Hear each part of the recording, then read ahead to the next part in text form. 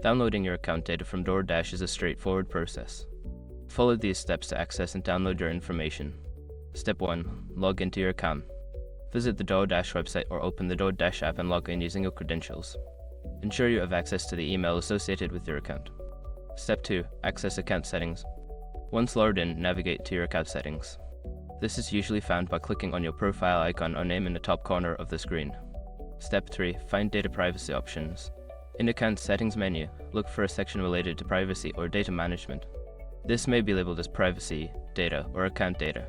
Step 4. Request your data. Within the data privacy section, locate the option to request your account data. Follow the prompts to submit your request. You may need to verify your identity through email or other means. Step 5. Download your data. After your request is processed, you will receive an email or notification when your data is ready for download. Follow the provided link or instructions to download your account data to your device. By following these steps, you can successfully download your account data from DoorDash. If you encounter any issues, consider reaching out to DoorDash support for assistance.